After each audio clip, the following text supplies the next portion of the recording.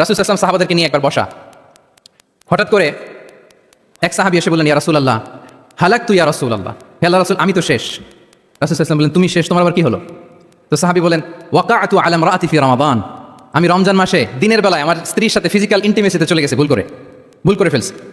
আমরা জানি যে রমাদানে আমরা কিছু কাজ করতে পারি না।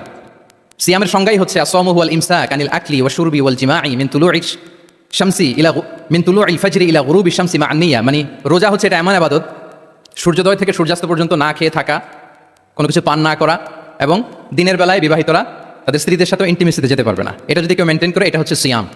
তো সাহাবী বলে, ইয়া রাসূলুল্লাহ আমি তো শেষ, আমি তো দিনের বেলা ভুল করে ফেলছি, আমি তো আমার স্ত্রীর সাথে মেলামেশা করে ফেলছি, এখন কি করবো? তো এটার আবার একটা বড় পেনাল্টি আছে। আপনারা যারা জানেন যে ইচ্ছাকৃত রোজা ভাঙলে কাজাও করতে হয়, কাফারাও দিতে হয়। কাজা মানে একটা রোজার জন্য একটা রোজা, আর কাফারা মানে হচ্ছে আরও 60টা রোজা রাখতে হবে। কয়েকটা জিনিস আছে, বেসিক্যালি 3টা।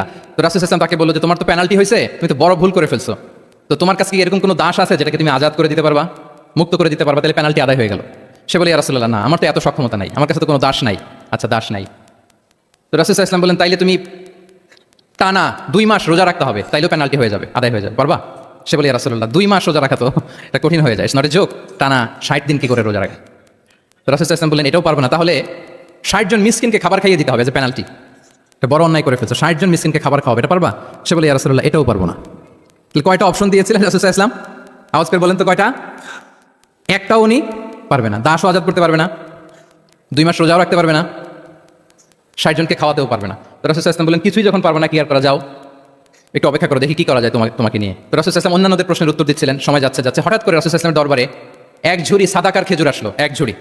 তো সাদাকার এক ঝুড়ি খেজুর দেখে রাসূল সাল্লাল্লাহু আলাইহি ওয়াসাল্লাম বললেন, ওই ব্যক্তিকে ডাকো যার কিছু নাই, কিছুই করতে পারবে না। ডেকে আনা হলো। রাসূল সাল্লাল্লাহু আলাইহি ওয়াসাল্লাম বললেন, যাও, তুমি তো কিছুই করতে পারবে না, এই এক ঝুড়ি চ্যারিটির খেজুর, সাদাকার খেজুর তুমি গরিবদের মাঝে বিতরণ করে দাও, তাসাদ্দাক বিহা, এটা বিতরণ করে দাও, তাইলে আশা করি আল্লাহ তোমাকে মাফ করবে। তো এই সাহাবী বলে, ইয়া রাসূলুল্লাহ আলা আফকারা মিন্না ইয়া রাসূলুল্লাহ, আমার চেয়েও গরিব কাউকে খুঁজে বের করে দান করতে হবে?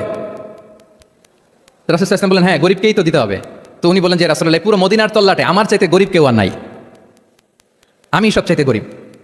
ফাদাহিকা রাসূলুল্লাহ হাত্তা বাদাত আনিয়াবু, এই কথা শুনে রাসূল সাল্লাল্লাহু আলাইহি ওয়াসাল্লাম হেসে দিলেন, এত হেসে দিলেন রাসূল সাল্লাল্লাহু আলাইহি ওয়াসাল্লাম এই পাশের চোয়ালের দাঁত দেখা গেল, এত বেশি হাসেন না উনি, নিজেকে ধরে রাখতে পারলেন না, হাসি আটকে রাখতে পারলেন না। ফাদাহিকা রাসূলুল্লাহ, হেসে দিলেন, হাত্তা বাদাত আনিয়াবু, ওনার দাঁতের এ পাশ ও পাশ দেখা গেল। তো রাসূল সাল্লাল্লাহু আলাইহি ওয়াসাল্লাম বললেন, যাও, দাস মুক্তি করতে পারবো না, 2 মাস রোজাও রাখতে পারবো না, তারপরে 60 জনকে খাবারও খাওয়াতে পারবো না, এখন দিলাম চ্যারিটির এক ঝুড়ি খেজুর, এটা গরিবদের মধ্যে দান করে দাও। তুমি বলো যে তোমার চেয়ে গরিব আর কেউ নাই, তো কি করা, যাও তুমি তোমার ফ্যামিলি নিয়ে এটা খাও, তোমার ফ্যামিলির মেম্বার্স যারা আছে এদেরকে নিয়ে এটা কি করো, খাও। দেখেন আমাদের সুবিধা অসুবিধাকে ইসলাম কতটা বিবেচনায় নেয়। আসছিল পেনাল্টি দিতে, কথা বুঝতেছেন আমার? ওই সাহাবী রাসূল সাল্লাল্লাহু আলাইহি ওয়াসাল্লামের কাছে আসছিল কি দিতে? পেনাল্টি। এখন নিয়ে গেল কি?